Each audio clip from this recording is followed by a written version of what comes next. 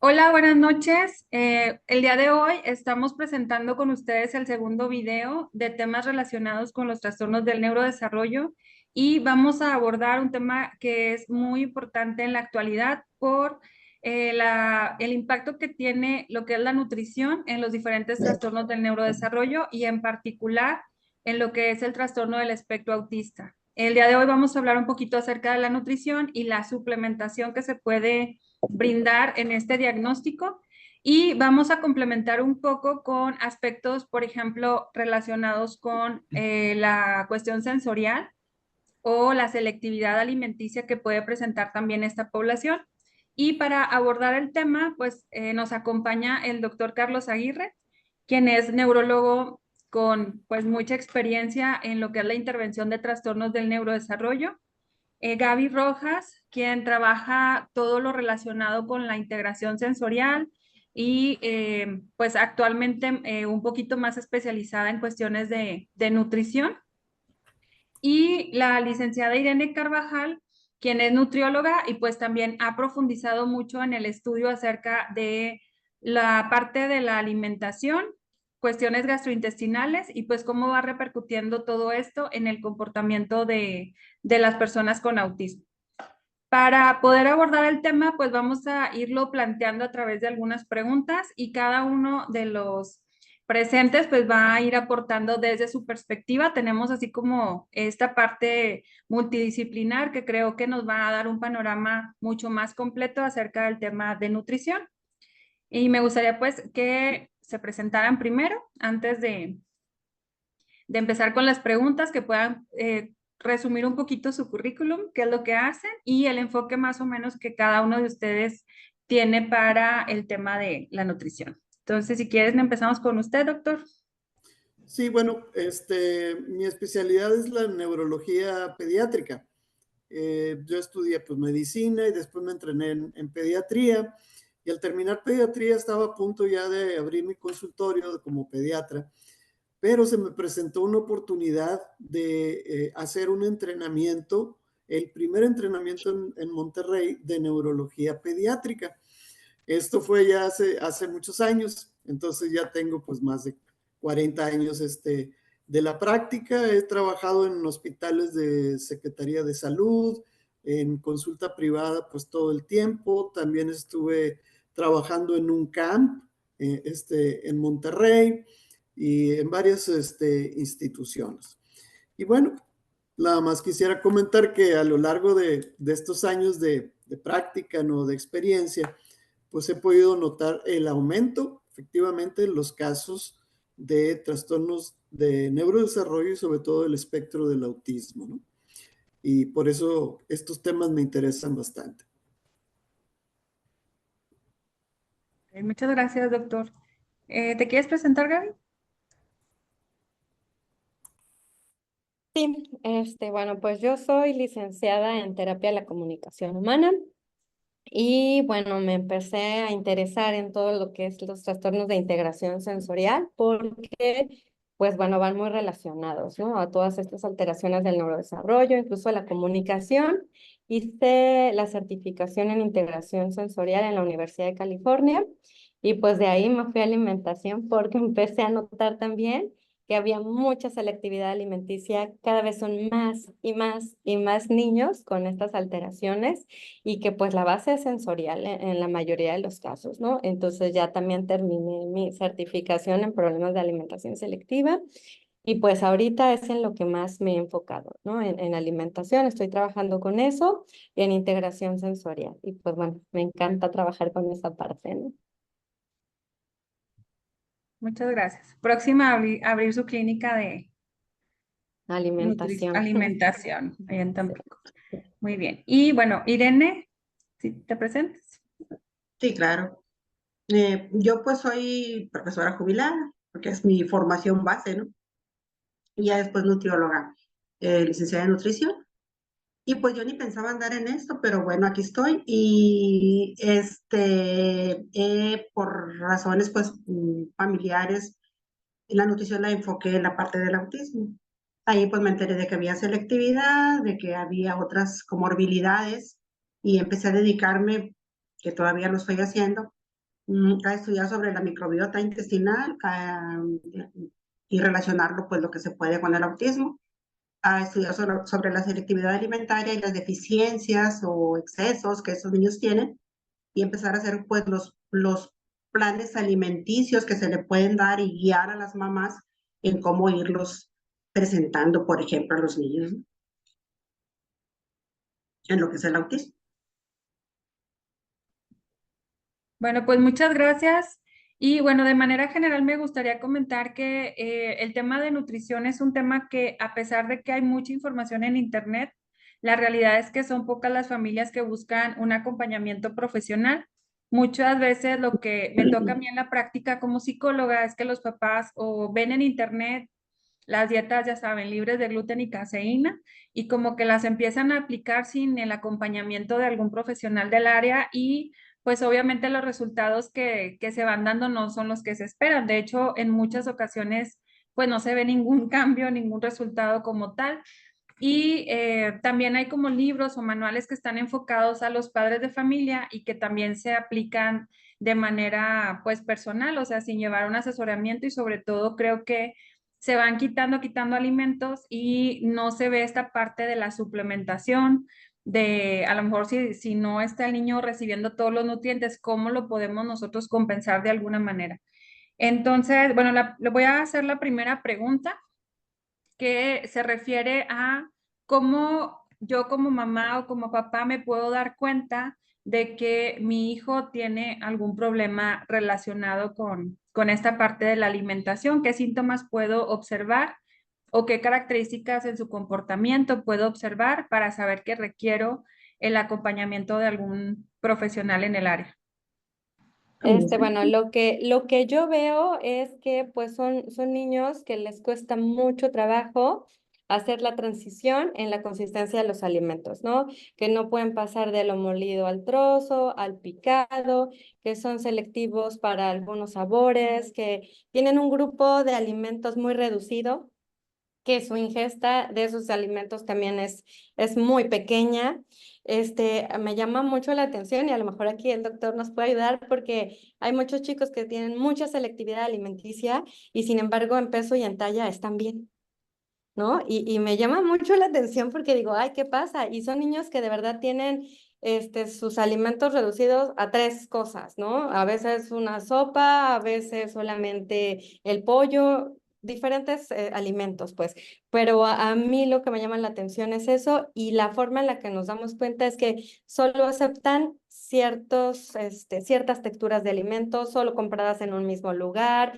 A veces ya a la hora de comer les produce ansiedad, hay hiperhidrosis palmar, hay sensación de asco, dolor de estómago, ¿no? Entonces, pero ahí como que siento, no sé, que los padres dicen, bueno, ya con tal de que coma, dale lo que sea, ¿no? O lo que él quiere comer. Y como vuelvo al mismo punto de están en peso y en talla, pues no es un problema. El problema se genera ya un poquito más adelante cuando de verdad ya es una situación que para los padres es, pues insostenible, ¿no? Porque ya cada vez estos problemas, yo lo que veo en la práctica es que en lugar de que, bueno, ahorita está pasando por esta etapa, más adelante ya va a comer, porque nos topamos con médicos pediatras que de pronto nos dicen, pues vamos a darle un medicamento para abrir el apetito, o déjelo sin comer y ya va a ver qué viene y come, ¿no? Y estos problemas se van haciendo más grandes, y el grupo de alimentos se va reduciendo y reduciendo las consistencias y demás, ¿no? Esto es lo que yo veo en la práctica y ya llegan a mí con esta problemática tan grande. Pues es muy importante señalar siempre que la intervención nutricional en el autismo es igual de importante en todas las personas. Aquí lo que le da la importancia es el espectro en sí. ¿Por qué? Porque ya hay muchos estudios a esta altura del partido, vamos a decir, que se ha comprobado que el autismo está rodeado pues, de comorbilidades, ¿no? Muchas.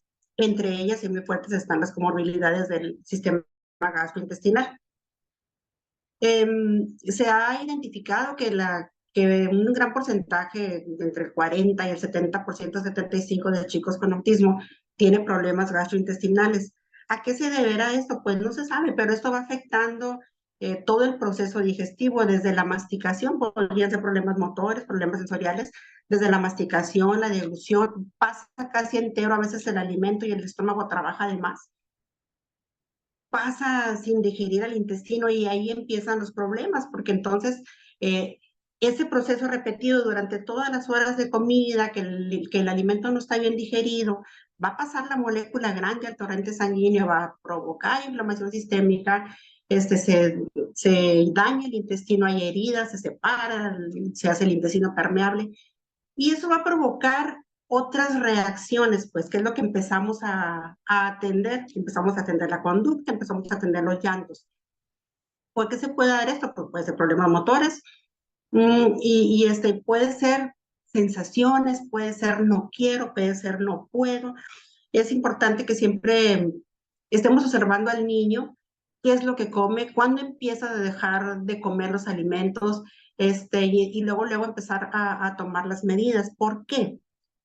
Porque al dejar el de comer alimentos va a empezar a caer en un riesgo nutricional, ¿sí?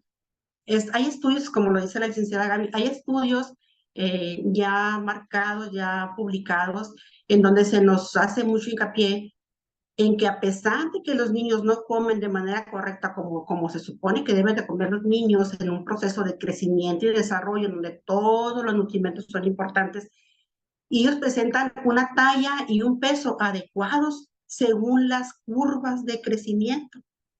Por lo tanto, es cuando debe entrar el médico, el nutriólogo, a hacer análisis sanguíneos, a ver cómo andan en plasma las vitaminas, a ver cómo andan en plasma los minerales, a ver cómo andan en plasma todos los procesos que tiene el proceso de crecimiento, para ver cuál problema puede estar ahí.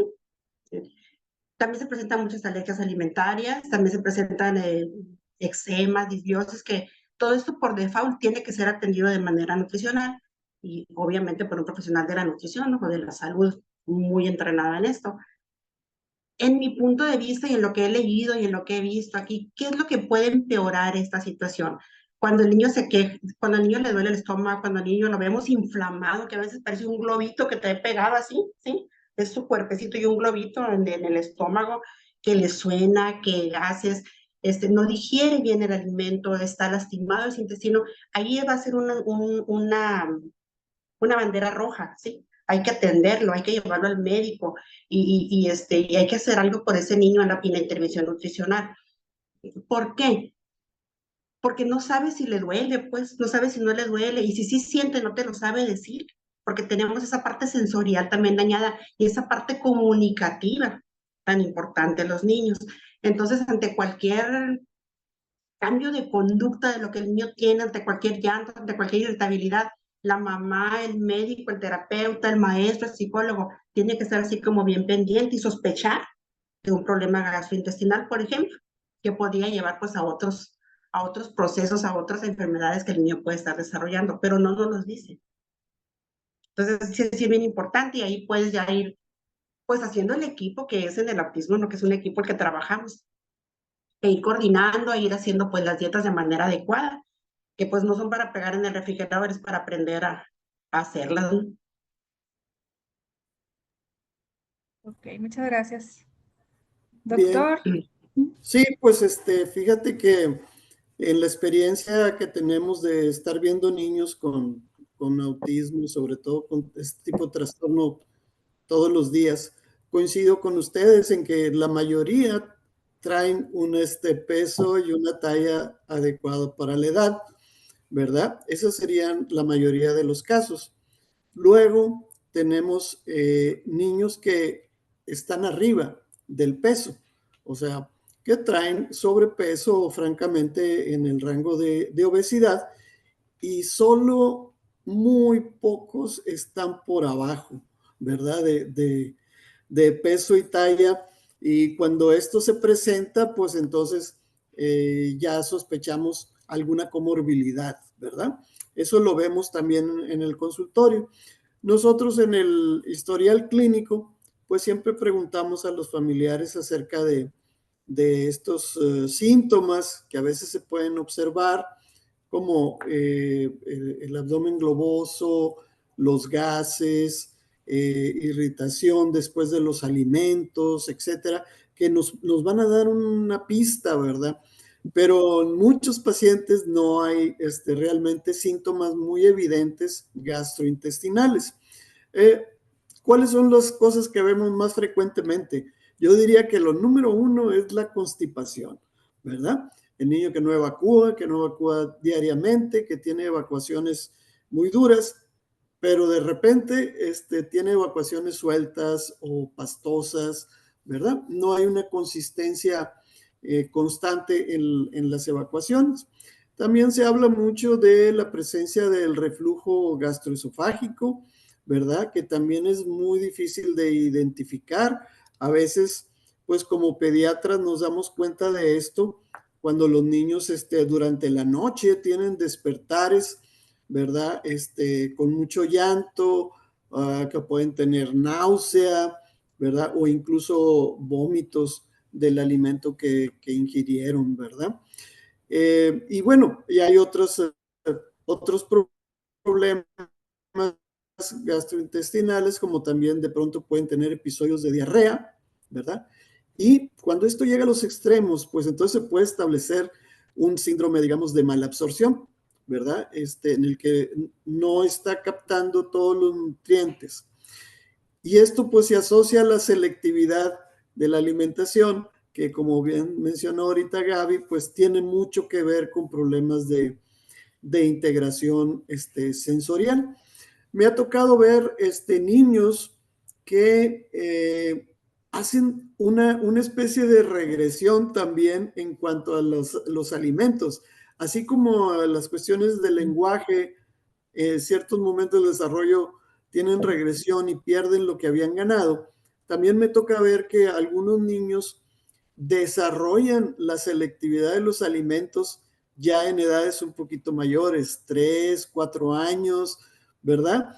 Incluso también se acentúan los síntomas de integración sensorial de otro tipo, como pueden ser auditivos, visuales, de tacto, ¿no?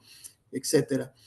Entonces, algo que hay que tener presente, ¿verdad? Es que estos niños pueden tener estados patológicos, ¿verdad? Gastrointestinales o nutricionales o alérgicos en relación a alimentos, ¿verdad? Que son subclínicos. Es decir, el niño no va a tener una anemia por deficiencia de hierro con todo el cuadro clínico, como lo esperaría un pediatra, ¿no? Pero cuando se hacen las mediciones de estos factores, como mencionaba ahorita Irene, pues se encuentran niveles subóptimos, ¿verdad? De diferentes minerales o vitaminas. Entonces, eso tal vez es lo que hace un poquito el problema en relación a la salud general con el pediatra. El pediatra está esperando cuadro clínico con síntomas, ¿verdad? Para poder hacer su diagnóstico. Y pues estos niños no lo van a tener, ¿verdad? Entonces, es importante adelantarnos a esa situación, pues interrogando, ¿no? Y luego viene la situación de, pues, las dietas o las cosas que hacen los familiares, digamos, por su cuenta, ¿verdad? Porque lo han leído, se lo han recomendado, ¿verdad? Y esto nos puede llevar a ciertos, pues también déficits nutricionales, ¿verdad? Que a lo mejor el niño no tenía y ahora sí lo tiene, ¿verdad? Ok, relacionando un poquito lo que comentan, bueno, al principio les decía que hay mucha información acerca del gluten y la caseína, pero en realidad no es únicamente eso. ¿Qué sería importante también conocer o de qué manera podríamos saber exactamente qué alimentos son los que el niño a lo mejor no puede procesar adecuadamente o que realmente le están generando una alergia y que no, pues no es una alergia a lo mejor como nos la esperamos, o sea, no me va a causar solo granitos o ronchas o algo así como habitualmente lo esperamos? Entonces, ¿qué es lo que tendría que hacer un papá para identificar cuáles son los alimentos que debería de cuidarse en la dieta? Bueno, fíjense que cuando menos yo tengo el concepto de que estas situaciones del gluten, y de la caseína, la proteína de leche de vaca, ¿no? Que es una situación de hipersensibilidad, ¿verdad? A nivel intestinal, aunque a veces sí puede haber cuadros como dermatitis o algunos procesos respiratorios crónicos que el pediatra identifica. No, pues es que tiene alergia, ¿verdad? Pero es alergia al ambiente, ¿verdad? El pelo del gato, no sé, y a veces no se piensa en que puede ser una respuesta de hipersensibilidad de tipo intestinal, ¿verdad? Entonces, ¿qué es lo que hacemos? Bueno, cuando menos lo que yo hago en forma práctica, ¿verdad? En el consultorio, y les comento a los papás de que a veces el niño no tiene este problema con la caseína hasta después. O sea, hay niños que lo pueden tener desde lactantes, pero otros niños no, sino que lo van desarrollando. Porque lo que se ha visto una relación es que el sistema inmunológico de los niños con autismo también tiene ciertas alteraciones que lo hacen pues proclive, tendiente a sensibilizarse, ¿verdad?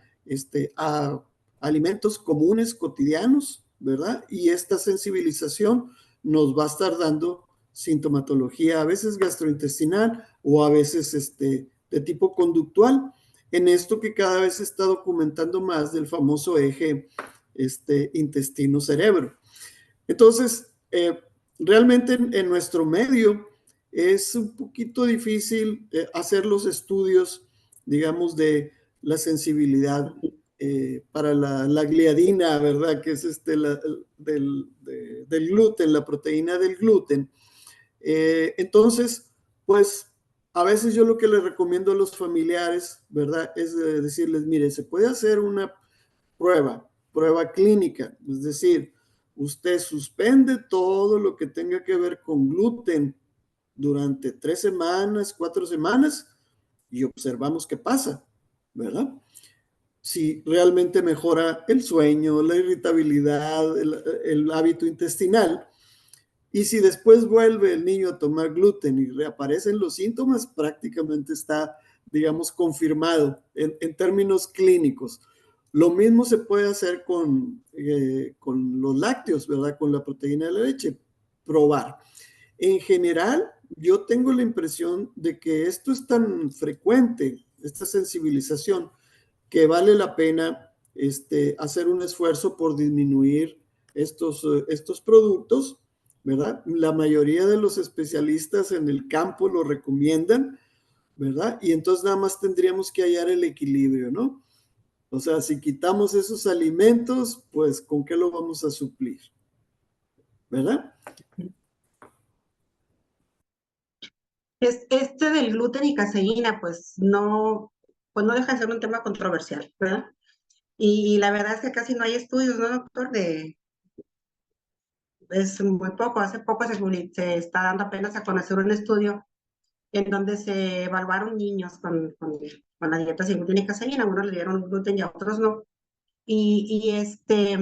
Pues dijo el estudio que muchos de los niños, la mayoría de los niños que comieron sin gluten, pues modificaron sus comportamientos, sobre todo que se aliviaron de los síntomas gastrointestinales, lo que no sucedió con los que sí comieron gluten con el grupo control. En realidad no es la única dieta que se ha usado en el autismo, pues o sea, no es dieta para el autismo, obviamente que no hay ahí, todo se trata con comorbilidades, está la Faithful, está la mediterránea, muchísimo. Y la GAPS, la cetogénica, que últimamente está como despuntando en el tratamiento del autismo, porque se le ha relacionado con la epilepsia. Y es bastante interesante. Creo que cuando habló usted de la regresión de la selectividad alimentaria, pues como a los 5 o 6 años del niño por lo general no deja como que alimentitos y empieza como a formar su repertorio alimentario. Pero cuando entra a la primaria, pues ya los niños tienen otra vez integrados los alimentos, lo que no lo hacen los niños con autismo. Ellos ya no integran de nuevo. Al contrario, van quitando y van quitando y van quitando alimentos. Y los alimentos que generalmente quitan son el grupo de frutas y verduras. Entonces van a dejar de consumir pues, vitaminas y minerales y van a dejar el sistema de defensas, pues lo van a dejar indefenso. Y va a suceder todo eso. Y además no van a consumir fibra, pues. Entonces no va a haber la producción correcta de ácidos grasos de cadena corta, que son los que forman las sustancias que van a hacer las conexiones con el cerebro entre ellos, y se va a hacer pues un desequilibrio. Y entonces empieza pues toda una inflamación sistémica, todos problemas de salud sistémicos, ¿verdad? Que es cuando ya le llegan pues al médico, ¿verdad? Así y pues que le lleguen con médicos con experiencia, que bueno. Por fortuna el gluten en los estudios pues no es una proteína indispensable, ¿sí? Lo que nos provee es fibra, pues algunas vitaminas que podemos recabar pues de las frutas y verduras, pero pues tenemos la selectividad. En mi opinión, ¿qué hay que hacer aquí? Ok, ¿quieres hacer una dieta sin gluten así como este? La vamos a probar 3, 4 meses para que se vea el efecto. Hay que educar a la mamá, al cuidador, a la familia, para que reconozca lo que es el gluten, en dónde está el gluten, en dónde está la caseína, cómo lo localizo, cómo hago el menú, cómo lo voy introduciendo el alimento, y en donde tenemos que tener pues la parte de la educación, la parte del sensorial, la parte médica, porque es una vorágine, o sea, y son muy pocas las familias que logran completar estos procesos. Así, de verdad, la dieta sin gluten, sin gluten, sin gluten, sin caseína. Sin embargo, sí hay familias que la llevan, y la llevan bien estricta y bien.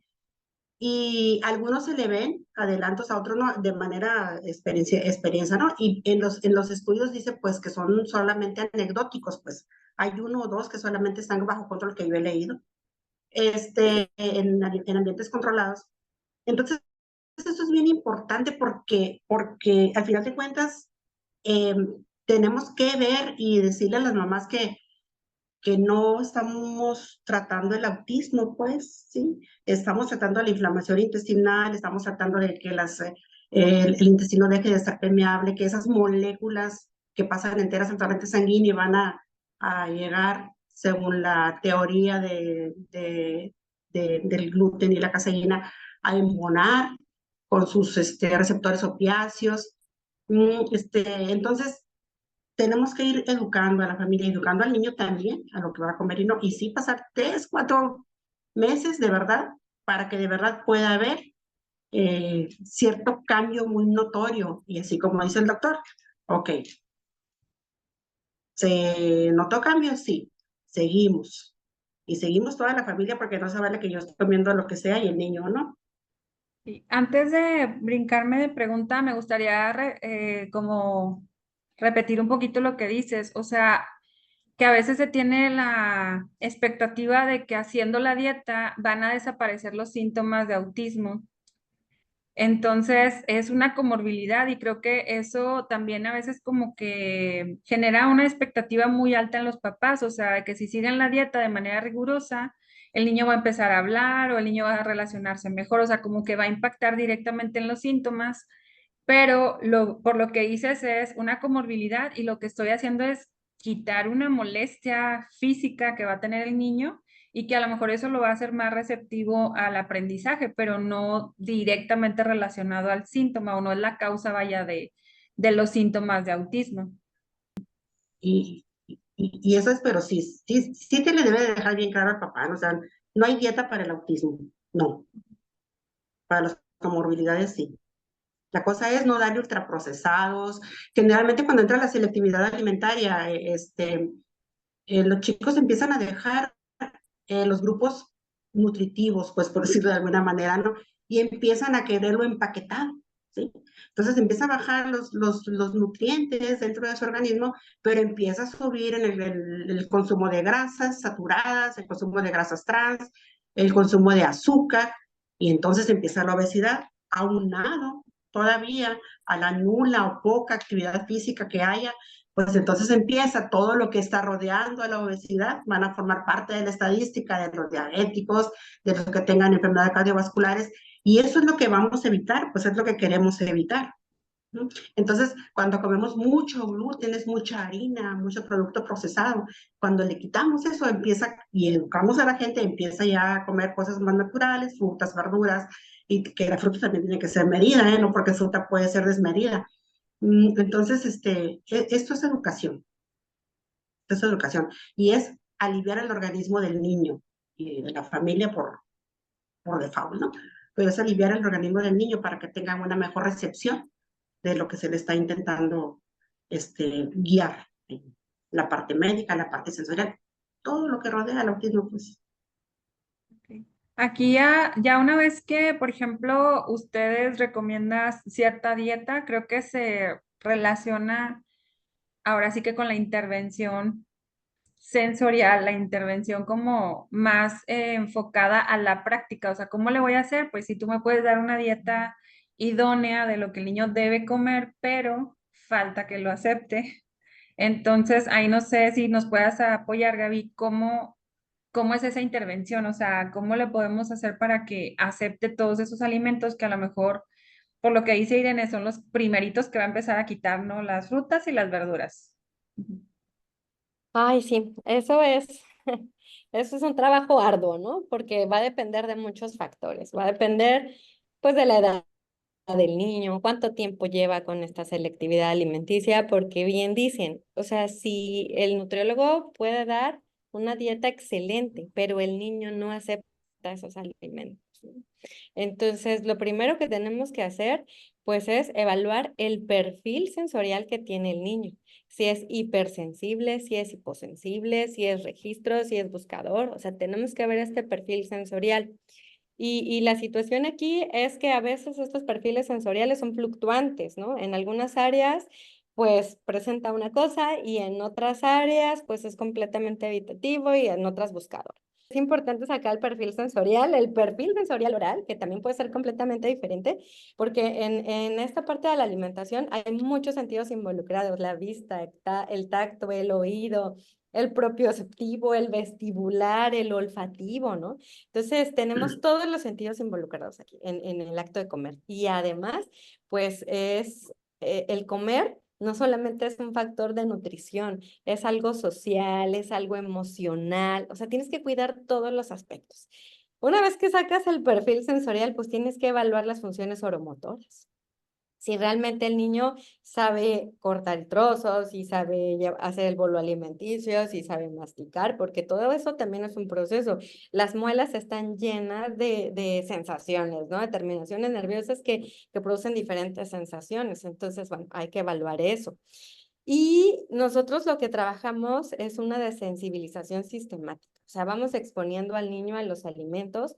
No es una terapia que yo trabaje de manera individual, o sea, la trabajo siempre con 2 o 3 niños más, porque eso me permite exponer al niño a otros grupos de alimentos, a otros olores, a otros sabores.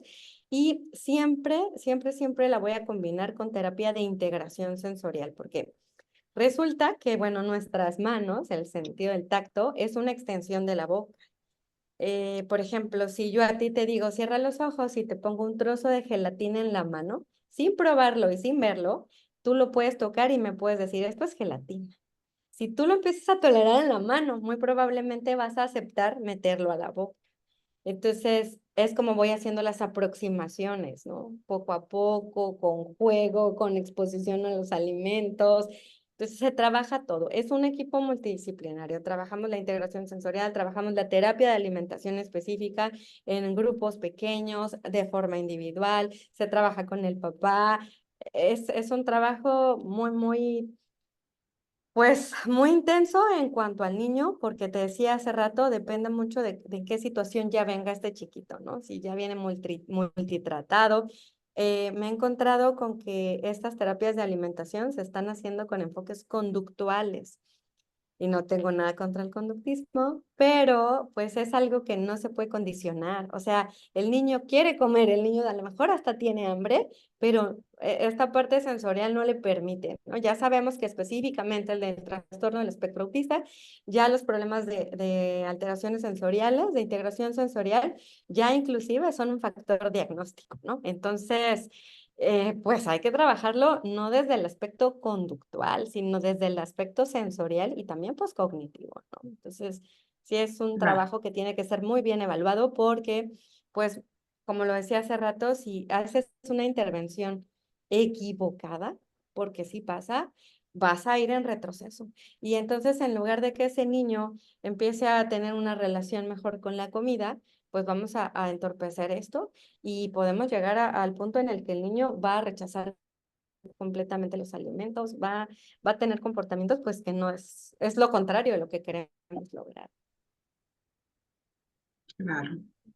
¿Qué pasa cuando, bueno, ahorita de lo que comentas, o sea, no se hace una intervención sensorial adecuada, no logramos que el niño coma lo que tenga, lo que tiene que comer, lo que nos recomienda el nutriólogo, o sea, enfocándome aquí al tema de la suplementación, o sea, cómo se puede abordar, eh, con quién se puede abordar, o sea, con qué especialista, pensando en casos así extremos que a mí me toca verlo, les voy a poner ejemplos. Tenemos un grupo de niños en el consultorio con diagnóstico de autismo y conforme han ido creciendo, o sea, ahorita pensando en que tienen 12 años aprox, pues está pasando todo lo que dicen, o sea, son niños con obesidad, que ya tienen, o sea, incluso físicamente nosotros vemos que están incómodos porque tienen muchas estrías, se están rascando, se quitan la ropa, se pellizcan, o sea, donde ya la piel está así a su máximo.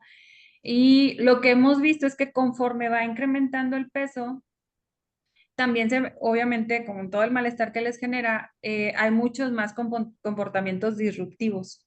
O sea, son niños con un nivel de agresión mayor, mucho más irritables. O sea, como que ya vemos que conductualmente también afecta. Y pues creo que es el caso de que no se ha logrado atender esta parte alimenticia, ¿no? O sea, comen chatarra, o sea, comen cosas empaquetadas, como dices, o sea, son 3, 4 cosas las que aceptan y todas no son adecuadas para nadie. Y incluso la comida es un detonante para conductas agresivas, o sea, el quitarle la comida a otros, el sacar comida de donde sea, hacer rabietas, o sea, todo eso como que se desencadena a partir de ver una cosa que a ellos les gusta, ¿no? Que les digo, unos Doritos, unos nachos, una coca. Entonces, ¿cómo se le puede hacer ahí? O sea, cuando no logramos atender esta parte alimenticia, me imagino que de manera temporal para poder brindarle los nutrientes. Ahí no sé si quiere hablar de la suplementación, doctor, Doctor. o Irene. Ajá. Sí, claro, es un factor ahí importante, ¿verdad? La suplementación, porque como mencionaba, hay estos estados subclínicos, ¿verdad? De deficiencias.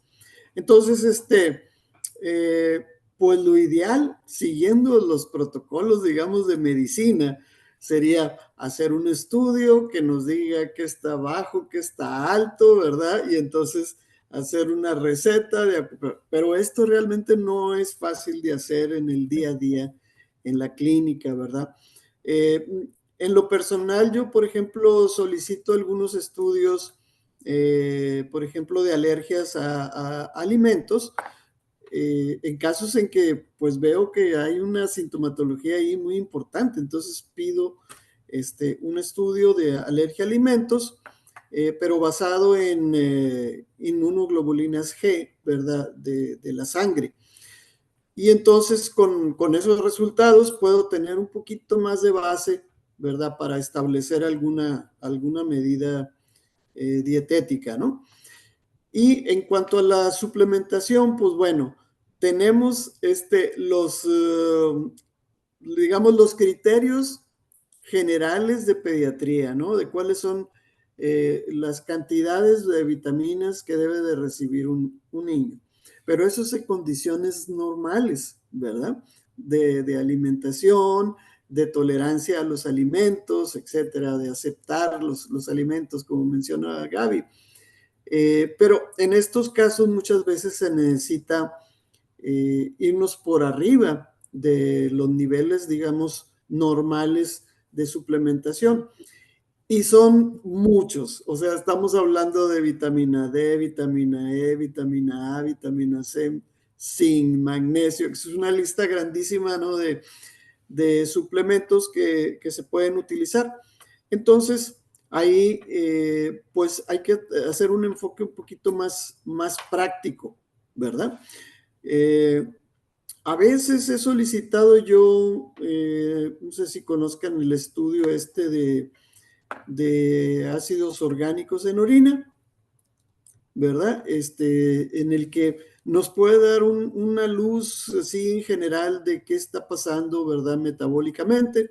Desafortunadamente, pues es un estudio que no se hace en México y es caro. No todos los pacientes tienen el acceso para hacerlo. Lo he solicitado yo con cierta frecuencia y bueno, tengo un poquito más de base, ¿no? Para hacer alguna intervención. Si no tenemos estas posibilidades, pues entonces hay que irnos clínicamente. Entonces, el enfoque que yo hago es primero suplementación, ¿verdad? Que nos mejore aspectos cerebrales madurativos, ¿no? Como es básicamente el omega 3 y el omega 6, ¿verdad? Segundo, algunos productos que son poquitos, que tenemos a la mano, que pueden mejorar el metabolismo cerebral. Llámese piracetam y memantina, o sea, son dos, en el que hay trabajos de investigación que avalan su uso. Yo en lo personal hice una investigación con la memantina, ¿verdad? Y nos dio buen resultado en las cuestiones conductuales. Entonces combino en una primera entrada del paciente, pues suplementación con omegas y alguno de estos dos, digamos, medicamentos, piracetam, memantina. Luego, y les voy diciendo a los familiares, esto es un proceso, ¿verdad? Entonces empezamos a hacerlo de modificaciones de, pues lo del gluten, les digo, pues como mencionaba Irene, pues no es necesaria esa proteína ya, no es básica, ¿verdad? Igual la proteína de la leche también se puede eliminar y entonces hacer el cambio en esos alimentos, digamos, generales, lo más que sea posible, ¿verdad? Y luego, pues ya hago un programa, entonces de estar dando primero vitamínicos y luego minerales, ¿verdad? Y entonces voy haciendo como una rotación, ¿verdad? De suplementaciones, no todas al mismo tiempo, eso es imposible. Y hay que tomar en cuenta también, pues que todos estos suplementos igual tienen una textura, un color, un sabor, ¿verdad? Y entonces a veces las famosas gomitas están muy bonitas y todo, pero al niño le chocan, ¿verdad? Y pues no se los va a tomar. Entonces hay que buscar alternativas para poder dar los suplementos.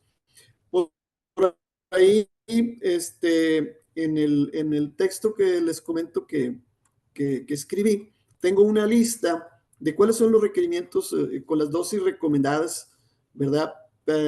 Tomando en cuenta un niño de 27 kilos y que se puede bajar o aumentar dependiendo del peso del paciente.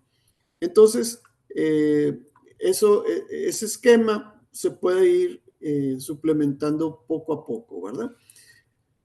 Cuando la cosa se me pone difícil, ¿verdad? En cuanto a tolerancia, en cuanto a un caso complicado, etcétera, pues entonces definitivamente tenemos que asesorarnos con una nutrióloga, pero que conozca de esa situación. Y luego, entonces lo que busco hacer es la cuestión esta de la salud intestinal, procurar una evacuación que sea constante, que sea diaria, ¿verdad? Con algunos tratamientos para la constipación y una, digamos, limpieza también del tubo digestivo en cuanto a cándida, giardias, amibas, parásitos, lombricitas, bacterias anaeróbicas. Entonces les hago un planecito, ¿verdad? De nistatina, metronidazol. Yo les digo a los familiares, pues es como vamos a limpiar la tierra donde vamos a sembrar después los probióticos, ¿verdad? Y de esto de los probióticos, pues me encontré, ¿verdad? Un estudio de investigación que lo tengo ahí puesto precisamente en el manual que hice para padres, sobre el Lactobacillus plantarum, el PS-128. Y entonces, con este producto, en un protocolo muy bien llevado de grupo control, ¿verdad?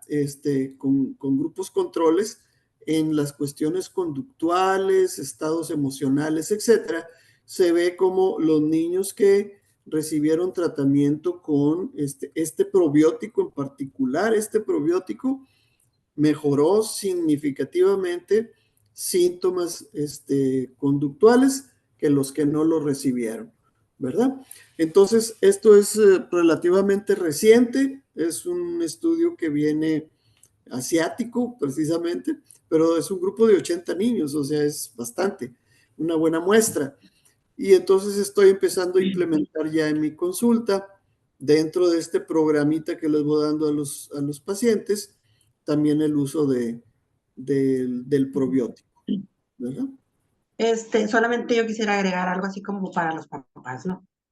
Ahorita hay muchos suplementos a disposición, pero eso también es un peligro, pues, tenerlos a la mano, tenerlos al alcance y tenerlos tan baratos porque las recomendaciones del uso son de muy fácil adquisición.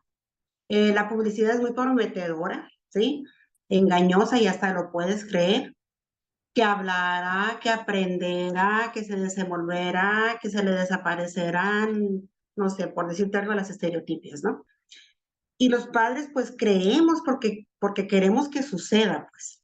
Entonces, sí dejar así como bien claro pues, eso no es magia, el suplemento no es magia, es solo un coadyuvante que el médico considera de acuerdo a los signos y síntomas que observó y que detectó en la historia clínica, y es un coadyuvante para mejorar la salud en general del niño, que como consecuencia, pues va a estar más alerta, más disponible, y no como los niños, por ejemplo, que comentan, ¿no? Porque así es la alimentación de ellos y claro que nos va a alterar. Entonces esto es trabajo, trabajo, trabajo diario y es educación y es interdisciplinario, ¿sí? Que a veces no se puede, como dice el doctor, de manera muy acertadísima porque pues es mucho gasto y entonces tratar de tampoco darle lo que te dicen, pues, y de crear la publicidad de tal manera que, por ejemplo, esto que tú estás haciendo es fabuloso, porque fíjate todo lo que van a escuchar ahorita de los suplementos que el doctor dijo, de lo que Gaby está hablando, de la importancia de la dieta, así como te digo, de nada sirve en el refrigerador pegada, ¿sí? Hay que ver cómo la hacemos para que el niño la acepte. ¿Cómo? Pues auxiliándose del especialista y la introducción del alimento. Sí, es complicado porque al final implica un cambio del estilo de vida en la familia.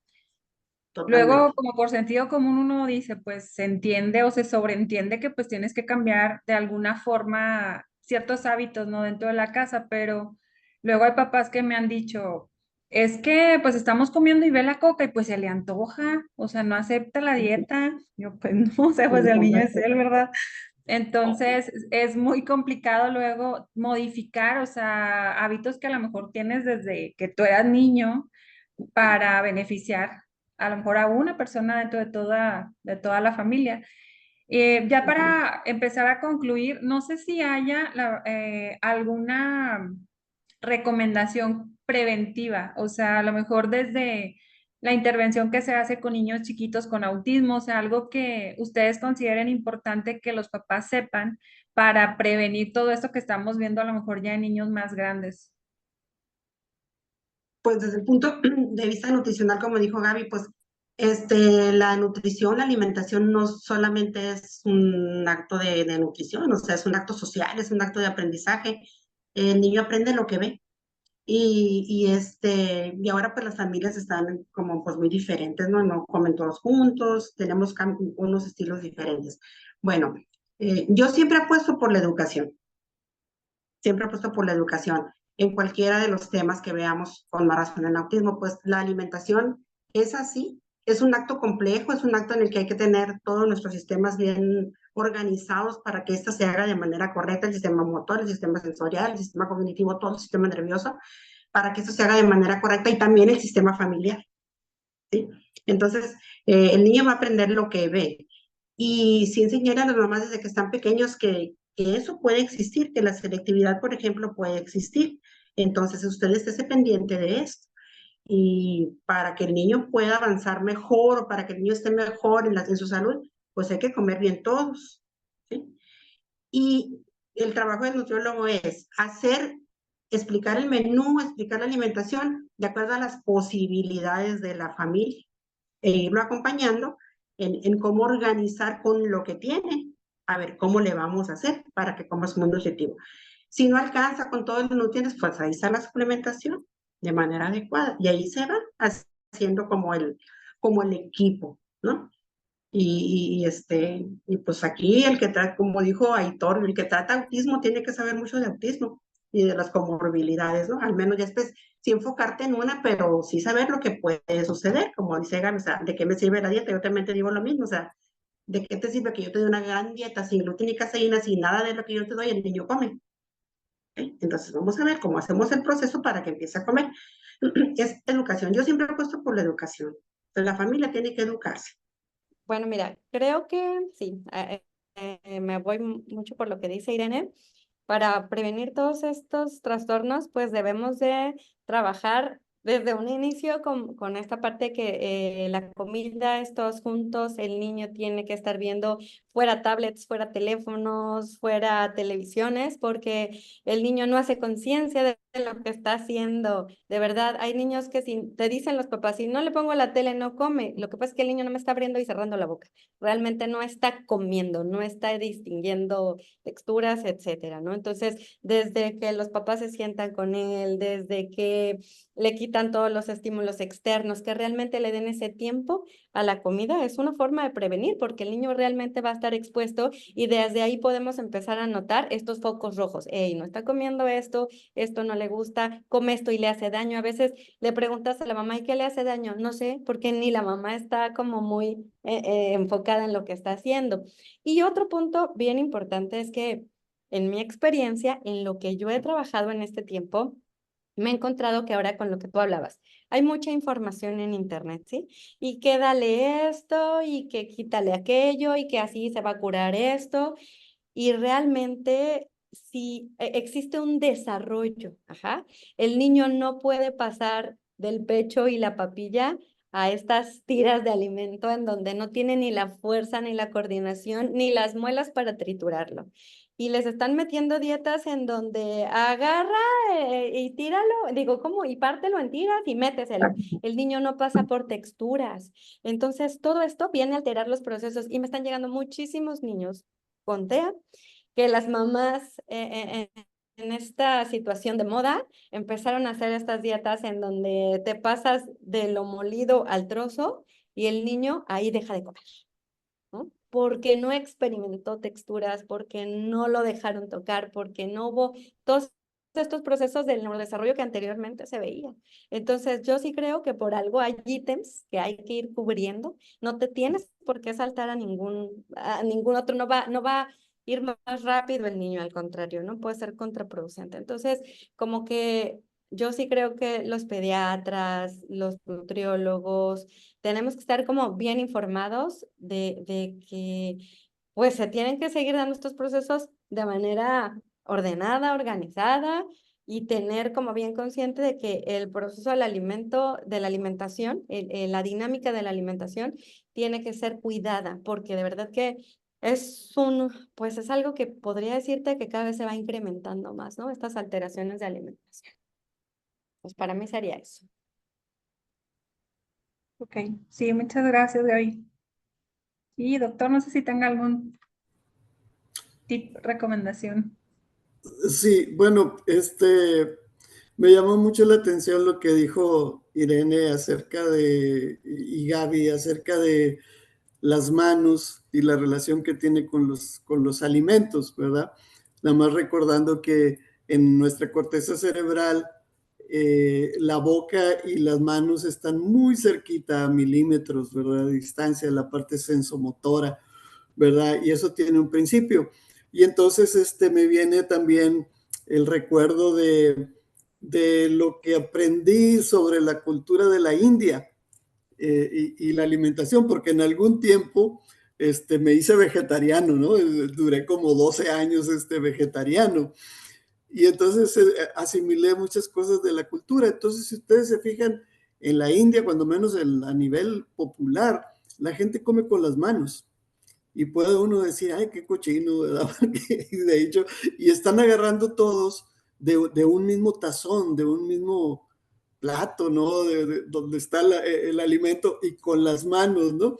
Entonces, pero eso tal vez tiene su razón, ¿verdad? Es su principio de que es ese contacto, ¿verdad? Con el alimento sensorial, ¿verdad? De tacto y luego llevarlo a la boca y en una forma en que todos a la mesa están haciendo lo mismo, ¿no? Entonces como que el niño puede a lo mejor introyectar y todos sabemos que los bebés, los niños tienen su etapa de exploración de los alimentos con las manos y comer. Yo recomendaría dejar hacerlo, ¿verdad? Porque luego hay mamás que no los dejan, ¿verdad? Entonces, dejar hacerlo y a lo mejor incluso fomentarlo, ¿verdad? Sí. Con algunos momentos especiales de la alimentación, hacerlo con las manos, ¿no? Y dejar que el niño tenga esta sensibilidad. Y probablemente estemos moviendo algunos cables, ¿verdad? A nivel del cerebro, la plasticidad cerebral nos puede ayudar, ¿verdad? Y tal vez estos hindús pues tenían un conocimiento, ¿verdad? Más avanzado que la cultura occidental, ¿verdad? Entonces, pues aprovechar también este tipo de cosas, ¿verdad? Ese sería mi corolario. Les agradezco mucho la invitación al tema. Aprendí mucho con lo que comentaron las compañeras nutriólogas. Ojalá tuviera yo al lado de mi consultorio una nutrióloga como ustedes para hacer ese equipo. Gracias. Sí, muchas Gracias, doctor. gracias. Y yo un neurólogo como usted. Sí, justo quería comentar eso, que pues estamos conectados de lugares muy lejanos. O sea, el doctor en Bronzeville, Gaby en Tampico, Irene en Hermosillo, yo en Saltillo, porque hablando del tema de neurodesarrollo, o sea, a pesar de que cada uno podríamos estar como enfocados al área infantil, pues todavía entrar al tema de neurodesarrollo requiere de mucha preparación y obviamente que el tener un equipo multidisciplinar, pues favorece mucho, ¿no? El que sepas que a la persona a quien tú vas a canalizar a tu paciente tiene esta misma base, ¿no? De todo el proceso del neurodesarrollo. Y pues ya para cerrar, aquí junto con el video les voy a compartir un vínculo para quienes estén interesados en conocer el manual del doctor Aguirre, nos puedan escribir. En ese manual viene como un poquito más detallados los temas que abordamos ahorita acerca de esta relación que existe entre el factor alimenticio, nutricional, con las características de autismo y sobre todo me parece importante porque viene mucha información o muy detallado la parte de la suplementación, lo de los probióticos, como esto creo que está como a lo mejor de muchos lados, yo me imagino, ¿no? Concentrado en un solo manual y creo que es importante conocerlo. Entonces, pues con esto concluimos. Muchísimas gracias por su tiempo y Gracias. esperamos pronto tener otro tema para compartir con todos. Gracias, buenas noches. Gracias.